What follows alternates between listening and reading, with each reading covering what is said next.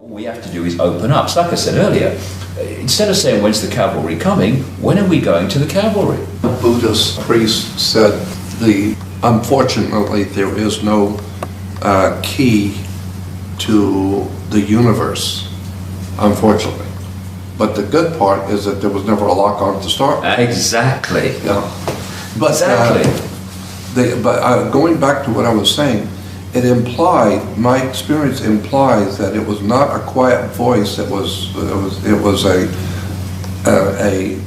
an emergency, that my life was in danger.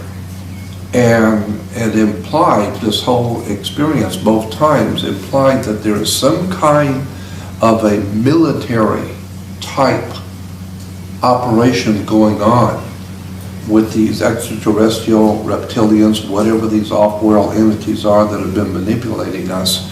There's kind of like a military thing that's going on. Some good entities, for lack of a better term, good extraterrestrial powers. I mean, this is nothing new. Christianity and Judaism talk about good angels, the bad angels, and whatever. So it's implied that there are good and evil entities here. From my perspective, Jordan, though, that they are another level of this energetic playing out. You know, they are attached. I mean, we think we're human, and it's just one species of existence within five-sense reality.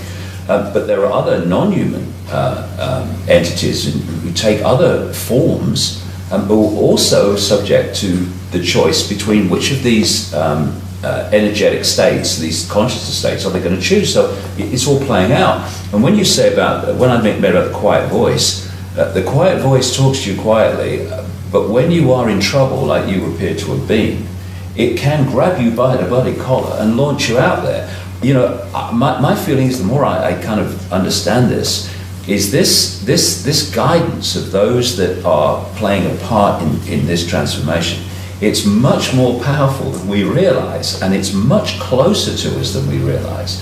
But we don't really become totally aware of it until there is a panic station situation, and suddenly, boom, it says this is going to happen.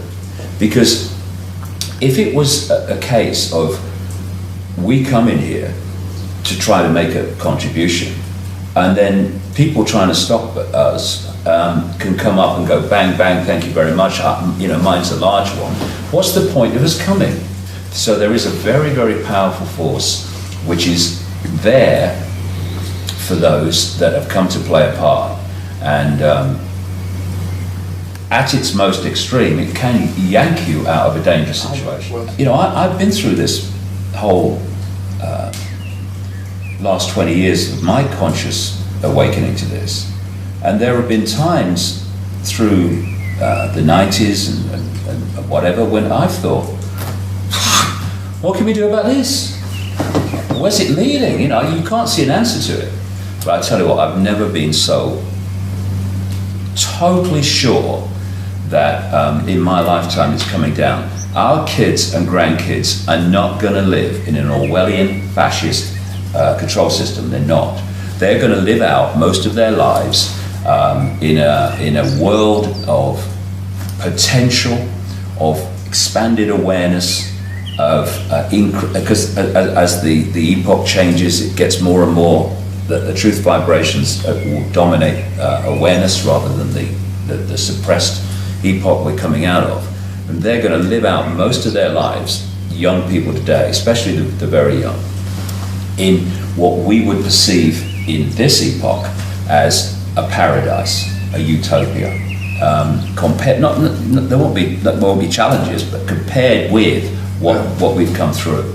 And we are real privileged people, and we've chosen well. When I say we, I mean everyone in the world today who wants to play a part in this, because it's just a choice. We're at the cusp, but we're playing a part, and anyone can play a part in this transformation. What a wonderful thing! What a wonderful thing when we leave this body computer, this genetic spacesuit, and we go back to where we've come from in pure awareness, and we sit in the bar and we think, job well done. I'm glad I did that. And the worst thing that can happen to us when we are making this contribution, if we allow ourselves to decode it, is someone takes us out. Now, if someone takes us out, now what happens? My awareness leaves the limitation of the body lens, the body computer, and expands into simultaneous awareness of all that is. Oh dear, I'm terrified of that one. It's the worst that can happen. I totally understand. That's the worst that can happen. And if we can just come from that perspective and therefore see that as the worst that can happen, then there are no limitations anymore on what we will say and what we will do. We'll do what we know to be right, we'll say what we know to be right, and consequences can take care of themselves. Because in the end, we are saying and we are doing, but we're also creating the consequences of saying and doing. We have the power to control both. And when we realize that, game over the other way. Let me tell you two experiences that I've had that bear on what we're talking about. I was in Hawaii many years ago with my wife and some friends. We went to Hawaii, and we were sitting in a restaurant right across the street from the Hilton Village. And in the restaurant, I had my back to the door, and someone came in. I didn't know. I had no idea who it was. Someone came in, and an electrical shock went through my body, just as if someone come up quietly with the live wire and hit you. And I knocked over the stuff on the table. It was an electrical shock. And all I could hear in my head was, get up, run quick, you're in trouble. Your life is in danger. And involuntarily, I didn't think to do it. I just got up and started running, which implied somebody else was in charge of my brain and my mechanisms, because I wasn't even trying or thinking about running. I was just running. And all the time I was running across the restaurant, I could hear in the voice saying, quickly, get out of here, your life is in danger. I ran through the back door, I ran through the back lot, and there was a main street, the main boulevard, and the voice said, run across the street, quickly, run across the street. And I yelled, I can't run across the street, it's a traffic here. And this is no one's gonna harm you, run across the street. And involuntarily, I ran across the street. I didn't even decide to do it. And as I ran across the street, it just so happened that there was no traffic for that moment.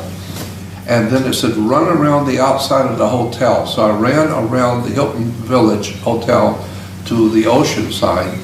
And then it said, you're all right now. Now you're safe, you're okay.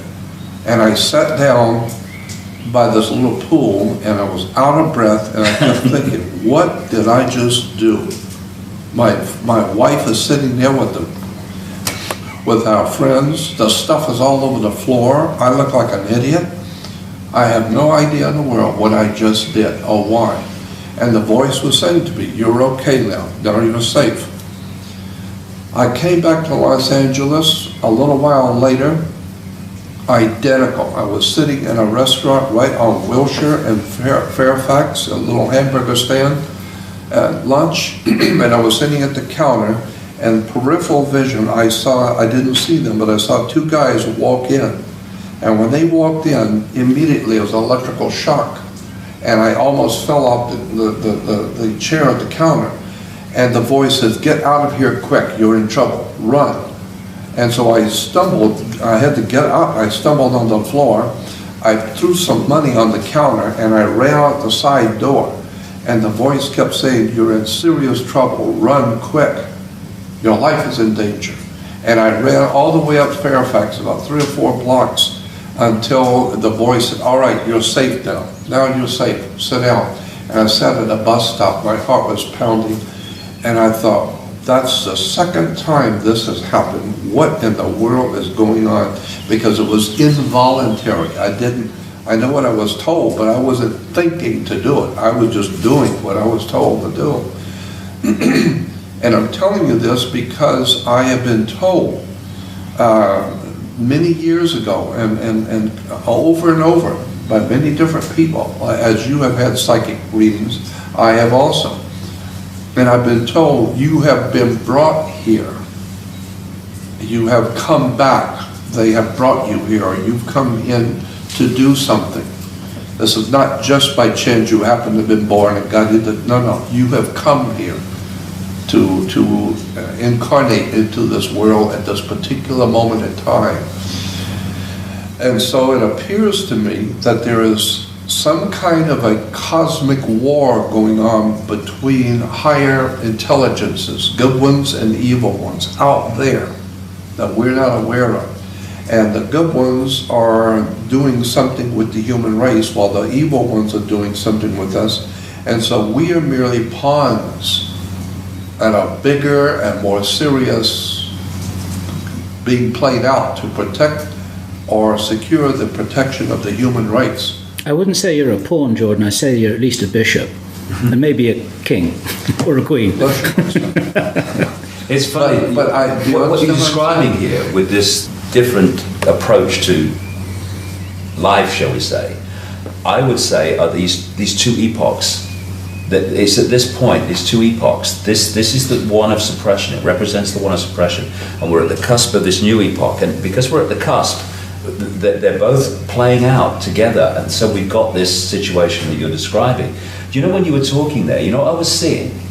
I was seeing that scene from The Matrix where Neo is in the office and he receives the phone in the FedEx package, and he opens it up. It's a phone, and then Morpheus is on the phone saying, "Okay, you're in trouble. Okay, get down very low, go across the corridor, and then do this." Now that for me is very, very symbolic of what I call the quiet voice. The quiet voice, which talks to us through intuition. And what happened, of course, with Neo is that he followed it okay for a while until there was a real challenge. The quiet voice was saying, get out of the window on the tower block, go round that partition and go down the thing. And it was like the conscious mind got control of Neo at that time and overrode the quiet voice, intuitive knowing, intuitive guidance, and therefore he got caught.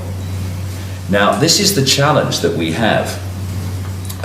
What changed my life totally, more than anything else, in 1990 was I decided that if my head and my intuitive knowing were ever at odds, I was going with my intuition. And what happens is when you do, you get yourself in some scrapes. But the more you do it, like using a muscle, the louder the quiet voice gets. This is what Gandhi talked about. He said, what did he say was the effect of the only tyrant that I listen to is the quiet voice within. Words to that effect, close to that. And the choice is, are we going to follow that silent voice, that intuitive knowing? Because if we do, we're following the level of awareness that can see the game from source to sea. If we can't, then we're stuck in five sense mind reality, which can see the next turn on the river. So this is the challenge for us. If we can follow that intuitive knowing, like you clearly did by reflex action, then we'll never get into trouble. And if we do get into trouble, we'll always get out of it. And this applies to everyone on the planet.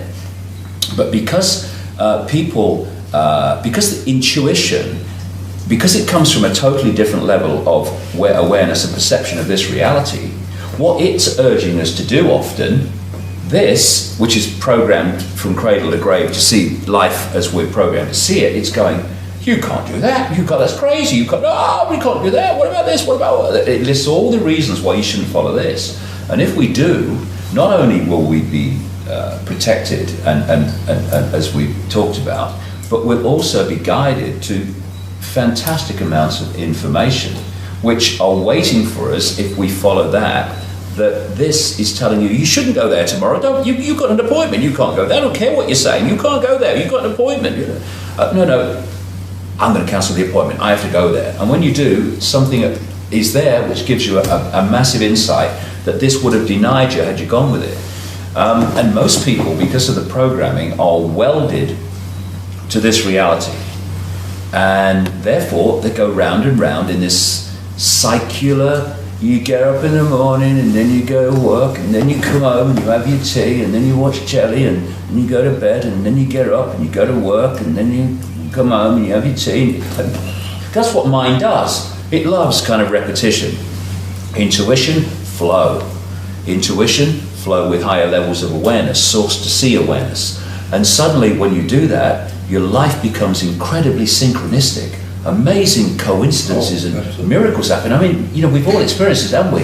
And it's open to everybody to do that as long as you let the head intellect serve consciousness instead of govern.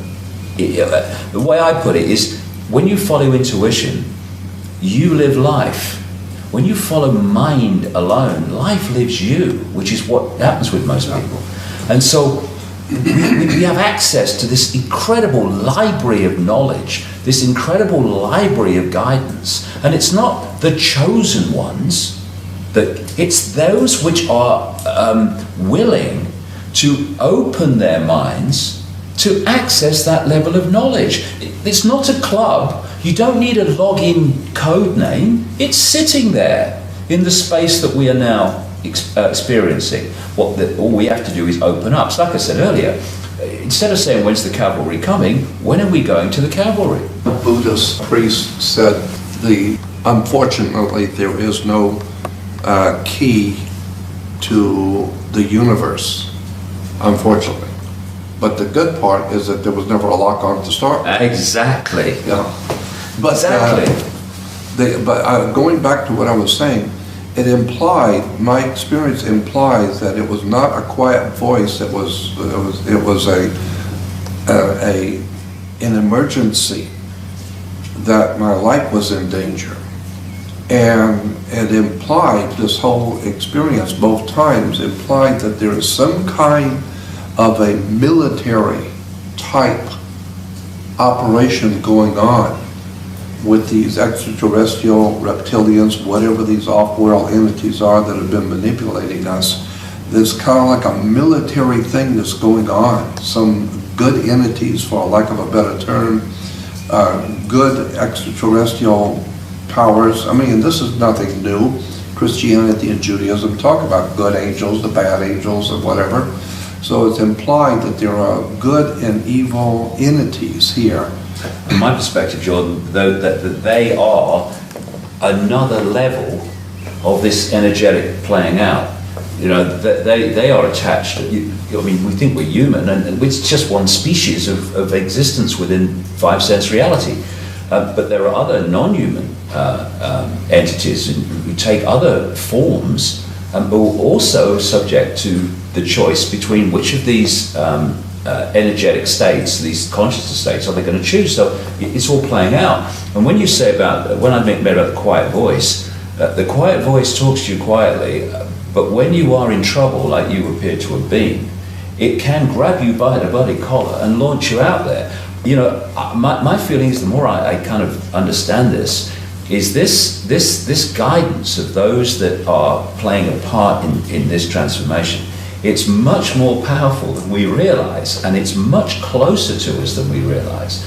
But we don't really become totally aware of it until there is a panic station situation, and suddenly, boom, it says this is going to happen.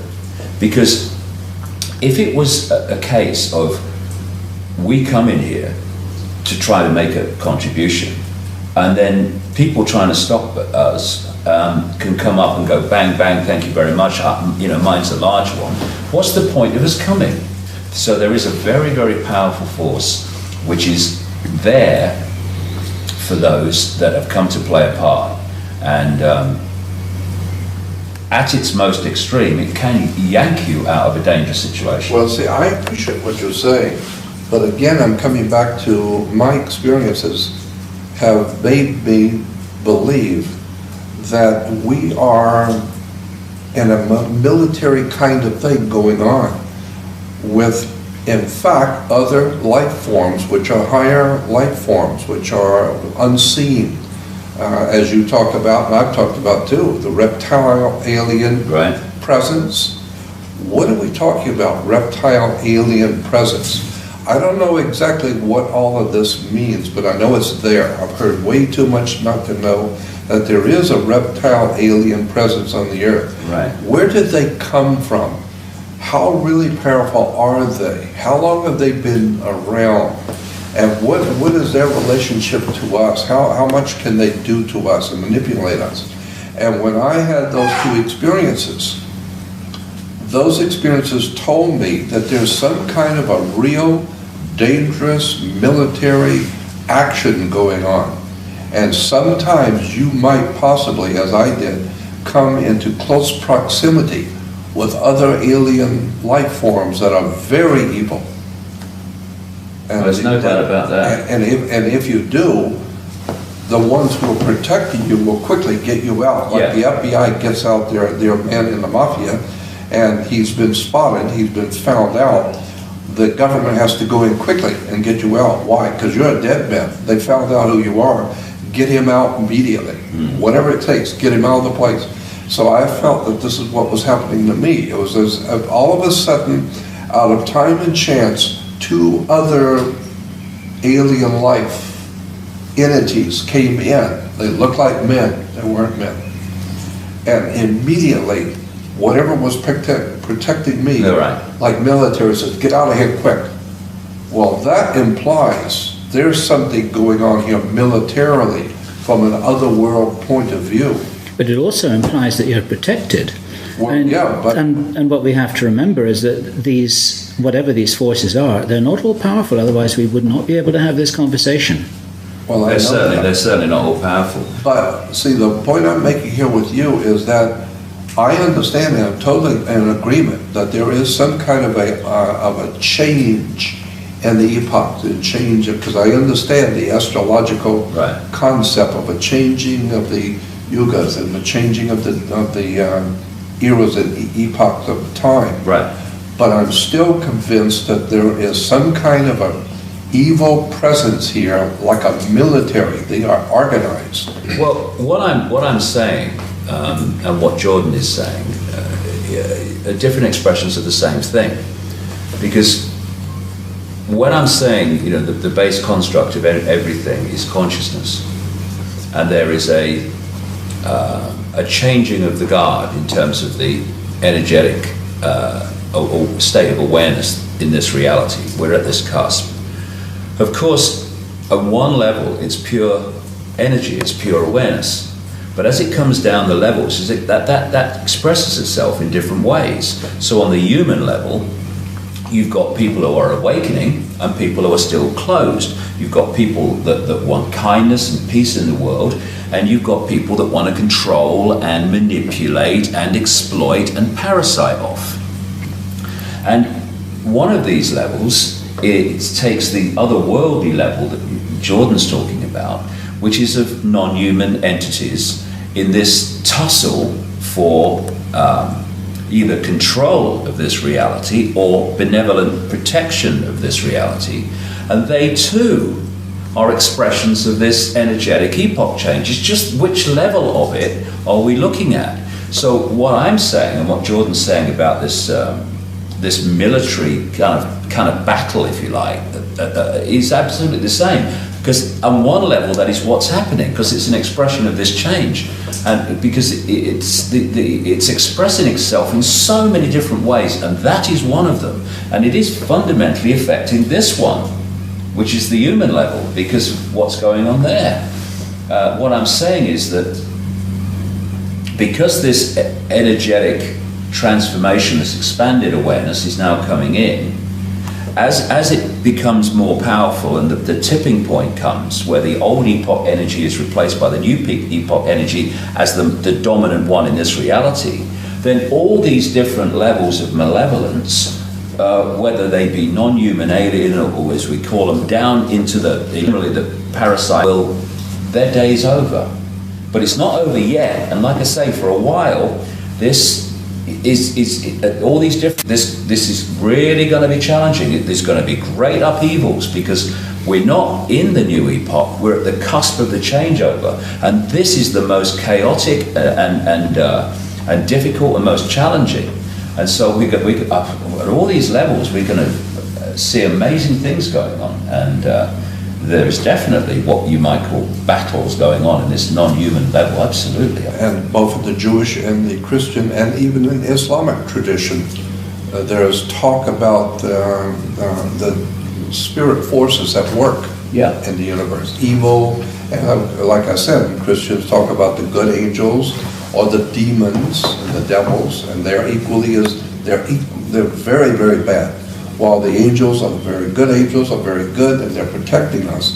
But they are actual entities who are at war in the spirit world with each other, and they have their people on the earth. The bad ones have the bad, and there's some kind of a matrix of war going on between the good and the evil on the earth. And it plays out in a very reasonable, legitimate, military fashion. That there are evil forces that are watching you, that are trying to stop you, while others, good entities, are coming in to protect you and to keep you safe. So, in my vision, is that we are in the physical world. We are being played by higher powers who have a design on us. Maybe the good ones have a design that we are supposed to evolve and to grow in wisdom and knowledge, and to blossom out into godly creatures with wisdom and knowledge, and have a better civilization, a better life.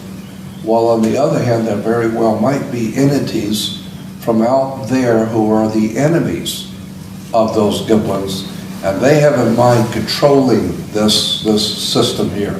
None of this nonsense about evolution and for people to grow in peace and harmony. No. They've come here to own us, to control us, and therefore I see it as a real, legitimately military darkness are going on. I think there are evil forces here, and there are good ones that are watching us, and they are at war. And this is what the Knights Templars were implying with their symbol of as above, so below. Meaning, if you think it's bad here between military and armies and bloodshed, you should see what's going on in the spirit world. There's a very powerful spirits at work on both sides, good and evil.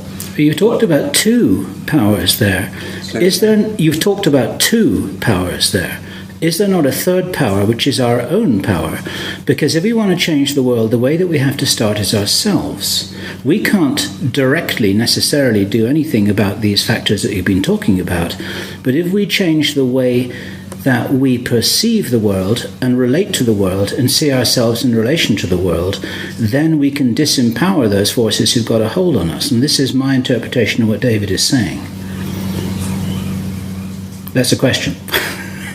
Well, I think that this whole idea about the kingdom of God, the ultimate good kingdom of God on the earth, I think that's an astrological subject.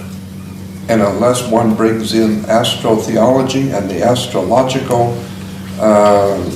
component of the kingdom of God, we're never going to understand the kingdom of God. I think the kingdom of God is a time period, an astrological time period, when the human race will finally wake up and get in tune with the divine universe and throw off all of this dark force around us. But I see, and I understand and totally agree with David about the spiritual implications, but I'm also seeing that there's actually a military operation, for a lack of a better term, a military operation of dark forces which are very legitimately evil, which have a tremendous amount of power to harm we humans.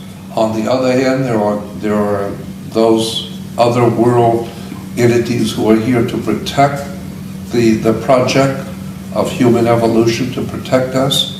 And there very well might be, as David said, levels. But up till now, the level that I've been concerned with is that level that sees a military operation going on here. For those paying attention, the more and more we analyze the minds, the hearts, the energetical feel of these people control the world. It's like, it's only one conclusion. These people are not humans. So, this is a topic / argument they have to dash at David and throw at him, say, he's silly, he's crazy. It's reptilian control the world, lizard man, lizard. But if you're paying attention, not being emotional, you'll see that this makes complete sense. Complete sense, people, because there's no way. For instance, look in Jamaica. I'm not sure if many people are aware of what's going on, but look at the governmental level. Majority of people, they're saying, it seems like the government is just dragging their feet, like they want people just go beneath. And when I analyze it, it's the same conclusion I'm come up with. These people just want a plan to unfold. It's clear, people. It's clear. It's clear. They're following instructions. And that's all I say for now. That's all I say. What? Not going off topic, but just to show it's on the same topic. Cause how can you sit there as a prime minister, as government, as politicians, and first of all, they're not dipping in their pockets, doing anything. They're just moving around, going around. We're assessing damage, and going to parliament just up. Parliament should be suspended. All politicians should be on the road. I take up rubble, take up bush, take up chop down tree, clear everywhere. Even if I bucket out some water. But no, they have to follow their protocols and meat, and people are dying, starving, shelterless. People are getting robbed, all type of crazy activities happen, people, and do in the dark. Remember, St. Elizabeth, all those places, lots of forestry, lots of bushes, lots of trees. So idlers, evil hearts, evil minds, they can easily lurk and carry out their activities. So just imagine, people, and what are these guys doing? But we know it's all planned, people, so it's the same thing. It's the level of psychopathy, inhuman activity perpetrated by these guys, why we have to say these are not humans. Cannot be. Because if you're a normal person and you see the stories, you watch news, you see the reports, you see the videos, you'll break down. You have to break down. Literally, you have to break down. Water. Even if water not drop down your face, that you know you feel like when you're crying, that the feeling that take over you. And these people are dragging their feet. And we see what that country cannot criticize. We see how them deal with those people. So yeah, definitely. So that's why I know say, if I really look good, these people are not humans. That could be real. So I'm leaving it here. Great minds. David at John Maxwell. These are the files. These are the videos, people. Really of uploading a million times. So we keep on. We stay strong and move on.